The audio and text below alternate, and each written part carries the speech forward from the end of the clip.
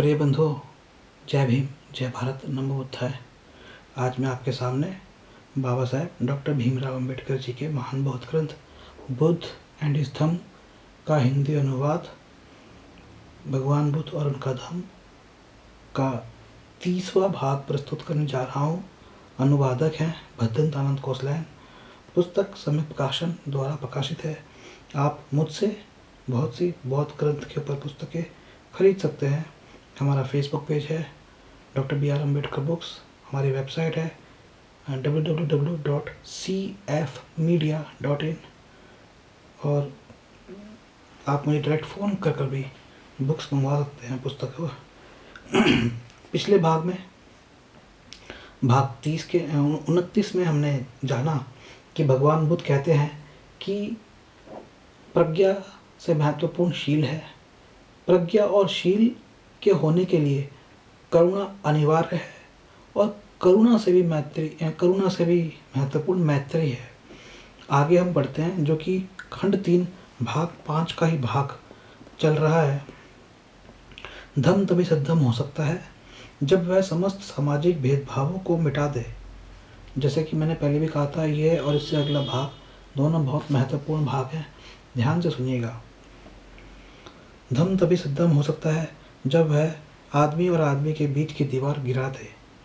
एक आदर्श समाज क्या है?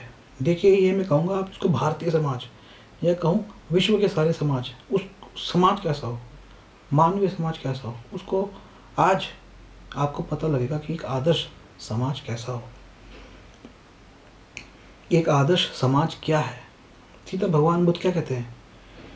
ब्राह्मणों के अनुसार वेदों ने आदर्श समाज की परिभाषा की है और वेद गलती की संभावना से परे हैं। अतः उनके द्वारा परिभाषित समाज ही आदर्श समाज है जिसे आदमी स्वीकार कर सकता है। देखिए, वेद और वेदों के बाद के ग्रंथ, उनमें बहुत से अंतर हैं, उनमें बहुत से द्वंद्व हैं। जैसे कुबेर, धन का स्वामी कुबेर, जिसे बहुत आज कहते हैं कि वे ब्राह्मणों का है, हिंदुओं का देवता है। कुबेर को वेदों में बुरा माना गया है, बुराई का प्रतीक माना गया है, लेकिन पुराणों में उसे अच्छा माना गया है। तो भगवान बुद्ध क्या कहते हैं? ब्राह्मणों के अनुसार वेदों ने आदर्श समाज की परिभाषा की है और वेद गलती की संभावना से परे हैं। अतः उनके द्वारा परिभाषित समाज ही आदर्श समाज है जिसे आदमी स्वीकार कर सकता है। वेद द्वारा निर्धारित आदर्श समाज को चतुर्वर्ण के नाम से जाना जाता है।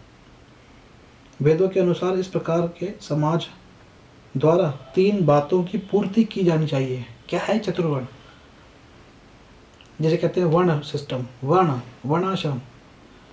इसमें 4 वर्ण होने चाहिए: ब्राह्मण, क्षत्रिय, वैश्य तथा शूद्र।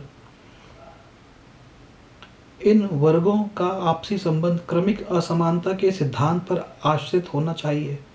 दूसरे शब्दों में, ये सभी वर्ग एक दूसरे के समान नहीं होने चाहिए, बल्कि प्रतिष्ठा, अधिकार और सुविधाओं की दृष्टि से उन्हें एक दूसरे के ऊपर नीचे होना चाहिए। सबसे ऊपर ब्राह्मणों को रखा गया, क्षत्रियों को ब्राह्मणों के नीचे किंतु वैश्यों के ऊपर रखा गया, वैश्यों को क्षत्रियों के नीचे किंतु शूद्रों के ऊपर रखा गया और शूद्रों को सबसे नीचे रखा गया। मैं आपको बता दूं कि भारत में शूद्र किसे बोलते हैं।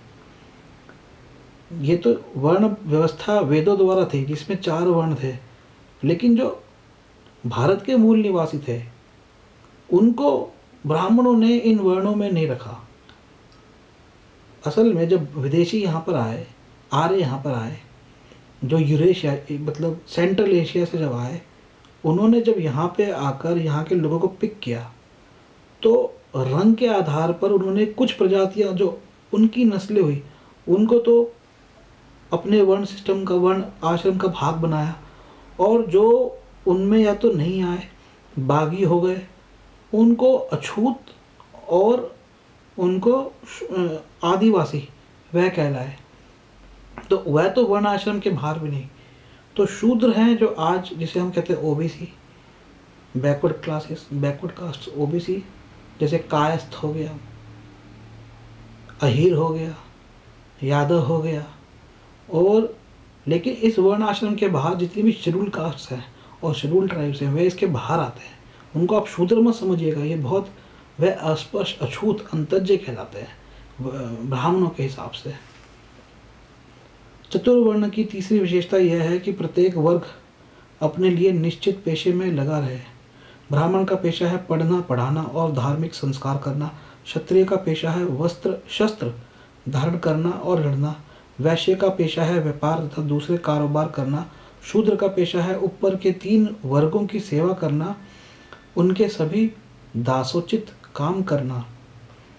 कोई एक वर्ग दूसरे वर्गों के पेशे में अतिक्रमण नहीं कर सकता। वह उनके पेशे की सीमा में पैर नहीं रख सकता। इस आदर्श समाज के सिद्धांत को ब्राह्मणों ने उचित ठहराया और लोगों में इसका प्रचार किया। यह स्पष्ट है कि इस चतुर्वर्ण के सिद्धांत का प्राण ही असमानता है।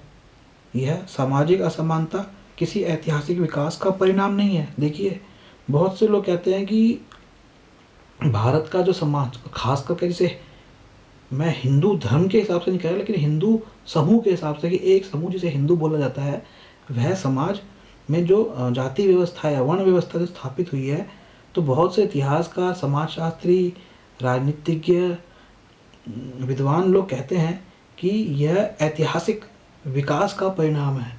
कि ऐतिहासिक विकास ऐसा हुआ कि जो लोग पढ़ने लग गए वे ब्राह्मण बन गए, जो बनिए बिजनेस में आ गए वो बढ़िया कहलाए, जो व्यापार में आ गए, जो लड़ने लग गए। तो ये कोई ऐतिहासिक विकास का परिणाम नहीं है, ये एक व्यवस्था स्थापित की गई।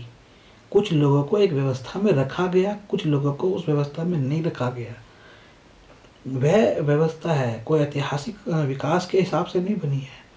तो आगे कहते हैं कि असमानता ब्राह्मणवाद का शास्त्र संबंध सिद्धांत है। कि ब्राह्मणवाद का सिद्धांत क्या है? कि असमानता, इनइक्वालिटी। इनइक्वालिटी को ब्राह्मणवाद, देखिए बहुत से ब्राह्मण सुन रहे हो, वे उत्तेजित ना हो जाए। ब्राह्मणवाद कोई भी कर सकता है। बेशक जो शुरुआत हुई वह विदेशी जो आर्य आए उनसे शुरुआत हुई, लेकिन यह तो असमानता तो ये मानिए कि कौन है ब्राह्मण? जो असमानता फैलाए वह ब्राह्मण है। यह हम इसका निष्कर्ष ऐसे निकाल सकते हैं। लेकिन हम आगे पढ़ते हैं। भगवान बुद्ध ने इसका जड़ मूल से विरोध किया। भगवान बुद्ध जाति के बहुत कट्टर विरोधी थे। अगर आपको भगवान बुद्ध के जाति के जो कितने विरोधी थे और वर्ण आश्रम के और गोत्र बल के कितने विरोधी थे, अगर आपको यह और जानना है डिटेल से, और तो इसके लिए आप दीघ निकाय अवश्य पढ़े त्रिपिटक का। भगवान बुद्ध जातिवाद के बहुत कट्टर विरोधी थे और समानता के सबसे बड़े समर्थक थे।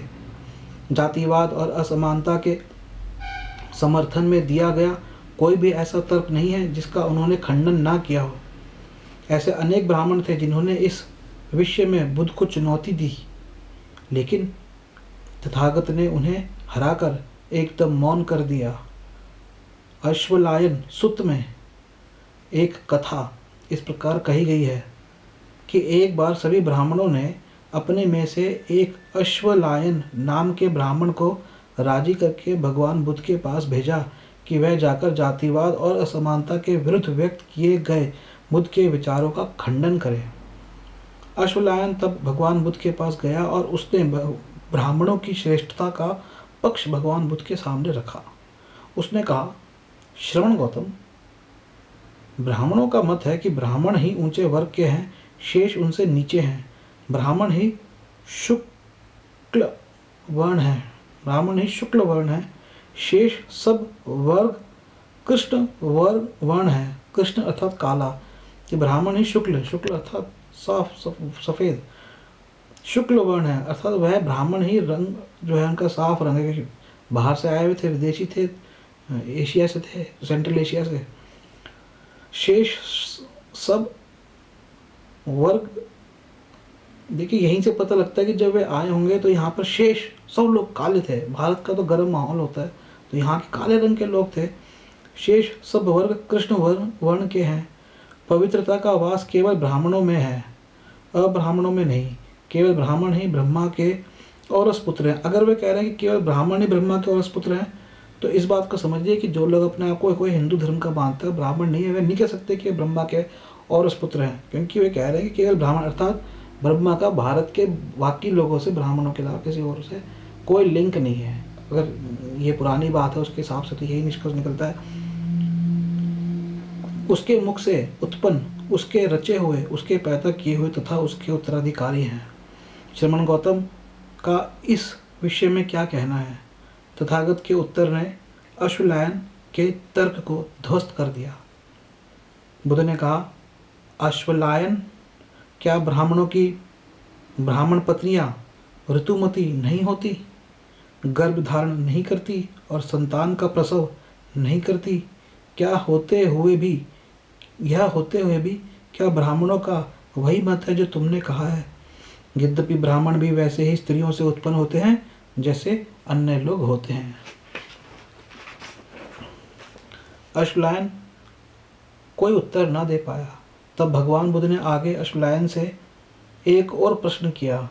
अश्वलायन, यदि एक क्षत्रिय एक ब्राह्मण कन्या से सहवास करे तो संतान कैसी होगी? क्या यह पशु संतान होगी अथवा मानव संतान? फिर भी अश्वलायन के पास कोई उत्तर न था। जहाँ तक नैतिक विकास की संभावना है तो क्या एकमात्र ब्राह्मण ही इस देश पे अपने मन में प्यार विकसित कर सकता है जो घृणा और द्वेष से मुक्त हो? अश्वलायन ने उत्तर दिया, नहीं, चारों वर्ग के लोग कर सकते हैं। अश्वलायन, क्या तुमने कभी सुना है कि यवन और कंबोज देशों में तथा अन्य पड़ोसी देशों में भी दो ही तरह के वर्ग होते हैं, एक स्वामी और दूसरा गुलाम। एक स्वामी कभी गुलाम हो सकता है और एक गुलाम भी कभी स्वामी बन सकता है। अश्वलायन ने कहा, हाँ, मैंने ऐसा सुना है। यदि तुम्हारा चतुर्वर्ण एक आदर्श समाज है तो फिर यह पूरे संसार में क्यों नहीं है? इनमें से किसी भी एक बात को लेकर अश्वलायन अपने जातिवाद और समानता के पक्ष का समर्थन नहीं कर सका। उसे एकदम मौन ही रहना पड़ा। अंत में अश्वलायन बुद्ध का शिष्य हो गया। वासेठ नाम के एक ब्राह्मण ने तथागत का धम्म ग्रहण कर लिया था। दूसरे ब्राह्मण इस धम्म परिवर्तन के लिए उसे गालियां देते थे। एक दिन वह भगवान बुद्ध के पास गया और उन्हें जाकर वह सब सुना दिया। ये दीघ निकाय में है जो मैं पढ़ रहा हूँ। आम्बट, वासेठ, आम्बट, वो आम्बट। एक दिन वह भगवान बुद्ध के पास गया और उन्हें जाकर वह सब सुना दिया जो ब्राह्मण उसके बारे में कहते थे। वासेठ ने कहा, भगवान, ब्राह्मण इस प्रकार कहते हैं कि ब्राह्मण का ही सामाजिक स्तर श्रेष्ठ है, बाकी सबका निम्न है। केवल ब्राह्मण ही सामाजिक श्रेणी में श्रेष्ठ होता है, दूसरे निम्न श्रेणी के होते हैं। केवल ब्राह्मण ही शुक्ल वर्ण का होता है, दूसरे कृष्ण वर्ण के होते हैं। केवल ब्राह्मण ही शुद्ध वंशोत्पन्न है, अब्राह्मण नहीं। केवल ब्राह्मण ही ब्रह्मा के औरस पुत्र हैं, उनके मुंह से उत्पन्न है, ब्रह्मा की संतान है, ब्रह्मा द्वारा रचे गए हैं, ब्रह्मा के उत्तराधिकारी हैं। जहाँ तक तुम्हारी बात है ये भगवान बुद्ध कहते हैं, जहाँ तक तुम्हारी बात है, तुम अपने अभिजात वर्ग का त्याग करके उस नीचे वर्ग में सम्मिलित हो गए हो। अच्छा, ये उनको कह रहे हैं, वासेठ को कह रहे हैं दूसरे ब्राह्मण, कि जहाँ तक तुम्हारी बात है, तुम अपने अभिजात वर्ग का त्याग करके उस नीचे वर्ग में सम्मिलित हो गए हो जिसमें निम्न वर्ग है। सिरमुंडे श्रमण हैं जो अभद्र हैं, कृष्ण वर्णी हैं अर्थात काले वर्ण के हैं, बौद्ध भिक्खु जो पैरों से उत्पन्न शूद्र हैं। तुम्हारे लिए यह रास्ता ठीक नहीं, यह रास्ता उचित नहीं। इस पर भी तुम अपने अभिजात वर्ग का त्याग करके उस नीच वर्ग में सम्मिलित हो गए हो। उन सिरमुंडों, उन गंवारों, उन कृष्ण वर्ण के लोगों, उन शूद्रों के साथ जो हमारी जाति की जातियों से उत्पन्न वर्ण है, हमारी जाति की जातियों से उत्पन्न वर्ण है। भगवान इन शब्दों में ब्राह्मण मुझे दोष देते हैं, मेरी निंदा करते हैं, दिल खोलकर गाली देते हैं। भगवान बुद्ध ने कहा, वासेठ, तो निश्चय से ब्राह्मण ऐसा कहते समय अपनी प्राचीन कहानी जनश्रुति को भूल गए हैं। इसके विपरीत दूसरे वर्णों की सभी स्त्रियों की तरह ब्राह्मणियां भी संतान उत्पन्न करती तथा उनका पालन पोषण करती हुई देखी जाती है। ऐसा होने पर भी माता को योनि से उत्पन्न वे ब्राह्मण ही कहते हैं कि ब्राह्मण ब्रह्मा के औरस पुत्र हैं, ब्रह्मा के मुंह से उत्पन्न हुए हैं उसकी उत्पत्ति है तथा वे ब्राह्मण के उत्तराधिकारी हैं। एक बार एक एसुकारी ब्राह्मण 3 प्रश्नों को लेकर बुद्ध से शास्त्रार्थ करने गया। पहला प्रश्न जो उसने उठाया वह पेशों के स्थायी वर्गीकरण के बारे में था। वर्गीकरण के पक्ष में बोलते हुए उसने कहा, मैं आपसे एक प्रश्न पूछने आया हूँ। ब्राह्मणों का कहना है कि क्योंकि वे सर्वोपरि हैं इसलिए वे किसी की सेवा नहीं करेंगे, अन्य सभी उन्हीं की सेवा करने के लिए उत्पन्न हुए हैं। श्रमण गौतम, सेवा अर्थात पेशों के 4 विभाग किए गए।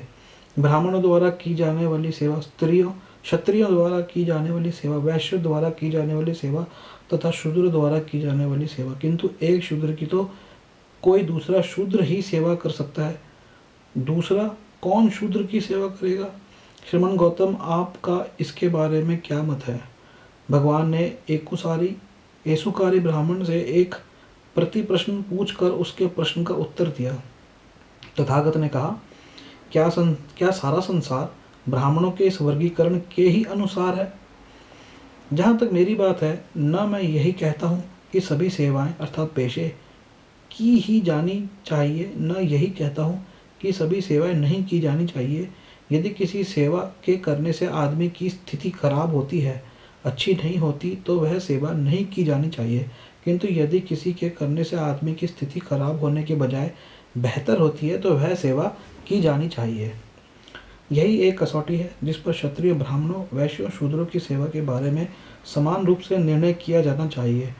हर व्यक्ति की ऐसी सेवा करने से इनकार करना चाहिए जो उसकी स्थिति को खराब बनाती हो, किंतु हर व्यक्ति को ऐसी सेवा करनी चाहिए जो उसकी स्थिति को उत्पन्न बनाती हो। दूसरा प्रश्न एसुकारी ब्राह्मण ने उठाया, आदमी के स्तर को निश्चित करने के लिए उसकी वंश परंपरा का विचार क्यों नहीं किया जाना चाहिए? इस प्रश्न का तथागत ने इस प्रकार उत्तर दिया, जहाँ तक वंश परंपरा के गौरव की बात है, एक आदमी जिस वंश में जन्म ग्रहण करता है उससे उसका नामकरण मात्र होता है कि वह क्षत्रिय अथवा ब्राह्मण है अथवा वैश्य है अथवा शूद्र है। जैसे जिस प्रकार के ईंधन से आग उत्पन्न होती है, उसी से उसका नामकरण हो जाता है। यह लकड़ी की आग है, यह चैली की आग है, यह लकड़ी की गांठ की आग है अथवा यह गोबर की आग है। इसी प्रकार आदमी के लिए सद्धर्म ही उसका वास्तविक धन है। जन्म तो केवल आदमी की 4 वर्णों में से किसी न किसी जाति को निर्धारित करता है। न वंश परंपरा से, न अच्छी शक्ल होने से अथवा धनी होने से ही कोई आदमी अच्छा या बुरा होता है। अच्छे वंश में उत्पन्न हुआ कोई आदमी भी हत्यारा पाया जाता है, चोर होता है, व्यभिचारी होता है, झूठा होता है, चुगलखोर होता है, कठोर बोलने वाला होता है, बेकार बोलने वाला होता है, लोभी होता है, द्वेषी होता है और मिथ्या दृष्टि वाला होता है। इसलिए मैं कहता हूँ कि अच्छे वंश में उत्पन्न होने से ही कोई आदमी अच्छा नहीं होता। अच्छे वंश में उत्पन्न आदमी इन बुराइयों से मुक्त भी हो सकता है। इसलिए मैं यह कहता हूँ कि वंश परंपरा आदमी को बुरा नहीं बनाती है। एसुकारी ब्राह्मण ने जो तीसरा प्रश्न उठाया वह वर्ग के पेशे अथवा जीविका के साधन के संबंध में था। एसुकारी ब्राह्मण ने तथागत से कहा, ब्राह्मण 4 तरह के जीविका के साधनों का विधान करते हैं। 1 ब्राह्मणों के लिए भिक्षा, 2 क्षत्रियों के लिए तीर कमान सीखना, 3 वैश्यों के लिए व्यापार तथा पशुपालन और 4 शूद्रों के लिए बहंगी पर दूसरों का धान ढोना। यदि इनमें से कोई अपना पेशा छोड़कर किसी दूसरे का पेशा करता है तो यह उसके लिए अच्छा नहीं है। ठीक वैसे ही जैसे कोई अभिरक्षक ही किसी दूसरे की संपत्ति पर अधिकार कर ले। श्रमण गौतम का इस बारे में क्या मत है? देखिए, ब्राह्मणों का क्या मत था कि वह उनकी संपत्ति है, विद्या अर्जन करना, एडमिनिस्ट्रेशन चलाना उनकी संपत्ति है। ऐसी क्षत्रियों का मत था जब तक कि भारत के अंदर बाबा साहेब डॉक्टर भीमराव अम्बेडकर जी द्वारा या फिर मौर्य काल के अंदर सम्राट अशोक द्वारा समानता नहीं लाई गई। और इस पूरे काल के बीच में और उससे पहले यह असमानता का जो क्रम था वह समाज में चल रहा था, जिसमें ब्राह्मण समझते थे कि उनके कुछ अधिकार हैं, उनकी संपत्ति है, एजुकेशन पाना, शिक्षा पाना, प्रशासन चलाना उनका संपत्ति मानी जाती थी। भगवान बुद्ध ने प्रश्न किया, क्या सारा संसार इस ब्राह्मणी वर्गीकरण के अनुरूप है? ऐसुकारी ब्राह्मण ने उत्तर दिया, नहीं। वासेठ ने तथागत से कहा, जो महत्वपूर्ण होना चाहिए वह उच्च आदर्श है, ऊंची जाति नहीं, असमानता नहीं, ऊंच नहीं, नीच नहीं, सभी बराबर है, यही तथागत की देशना थी।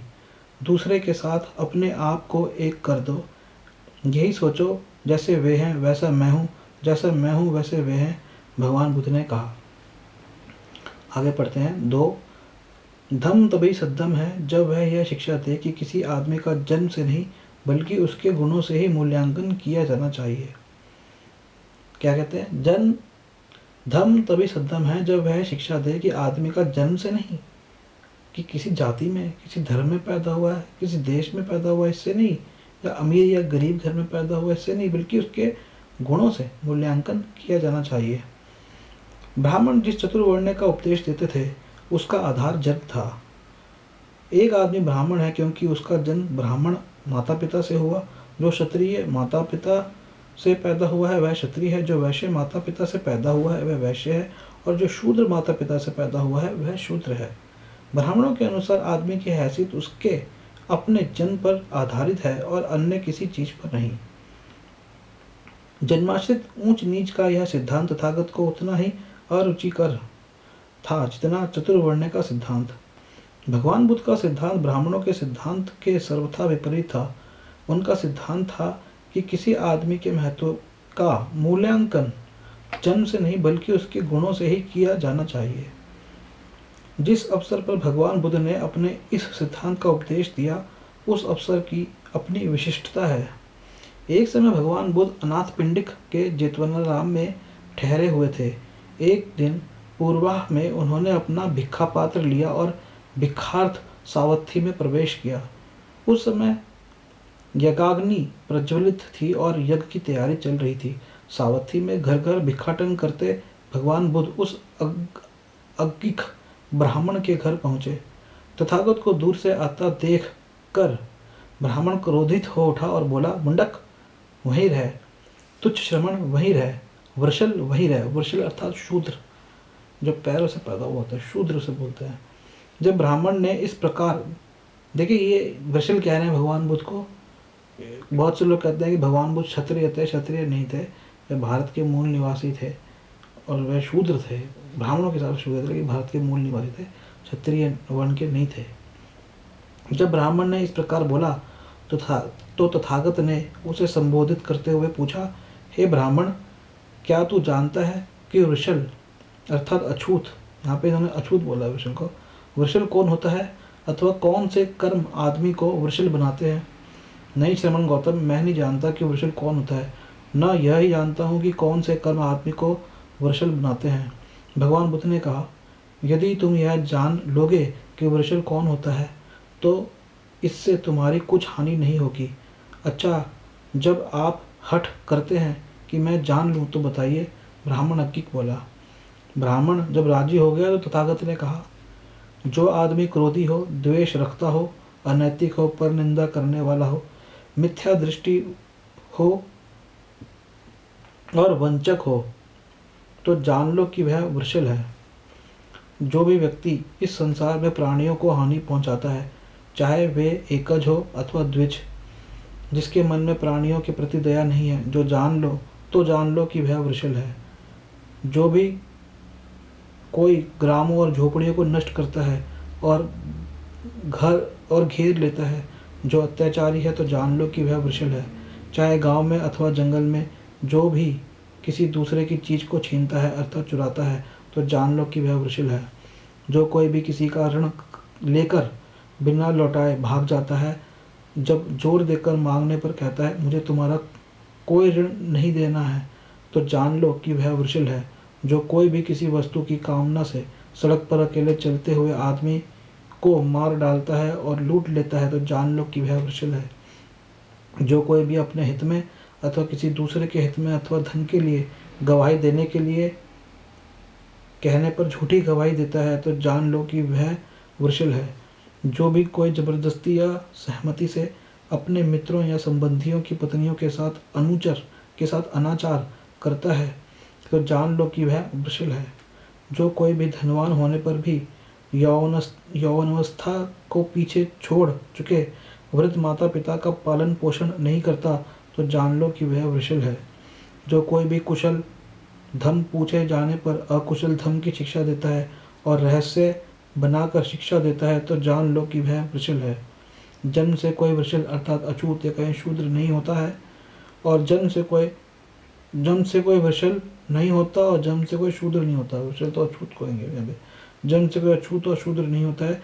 यह सुनकर अज्ञ ब्राह्मण तथागत को बुरा भला कहने पर बहुत लज्जित हुआ। धम तभी सद्धम है जब वह आदमी और आदमी के बीच समानता को बढ़ावा देता है। आदमी असमान ही जन्म लेते हैं, कुछ हष्टपुष्ट होते हैं, कुछ कमज़ोर होते हैं, कुछ अधिक बुद्धिमान होते हैं, कुछ कम बुद्धिमान अथवा कुछ बिल्कुल बुद्धिमान नहीं होते, कुछ अधिक सामर्थ्यवान होते हैं, कुछ कम सामर्थ्यवान होते हैं, कुछ धनी होते हैं, कुछ गरीब होते हैं। सभी को अस्तित्व के लिए संघर्ष करना पड़ता है। इस अस्तित्व के संघर्ष में देखिए सर्वाइवल की बात करते हैं, सर्वाइवल फॉर एग्जिस्टेंस। तब भगवान बुद्ध कर रहे थे बात जो बाद में चार्ल्स डार्विन ने कही। इस अस्तित्व के संघर्ष में यदि असमानता को स्वाभाविक स्थिति स्वीकार कर लिया जाए तो सबसे कमज़ोर का तो कहीं ठिकाना ही नहीं रहेगा। जैसे कहते हैं कि माइनॉरिटी हो, किसी कंट्री में माइनॉरिटी को दबा दो तो माइनॉरिटी क्या रहेगी। अगर हर चीज़ आप मेजोरिटी के हिसाब से चलोगे तो काहे की माइनॉरिटी बेचारी क्या करेगी। क्या यह असमानता का नियम जीवन का नियम बन जाना चाहिए। मान लीजिए एक दिन लोग सोच ले कि केवल जिनको चश्मे नहीं लगे हुए वही लोग जो है कक्षा के अंदर जाके पढ़ाने योग्य हो। जो हमारे एक अध्यापक हैं अरुण शौरी अध्यापक हैं हमारे एक मिस्टर शौरी, उन्होंने बताया क्या यह असमानता का नियम जीवन का नियम बन जाना चाहिए।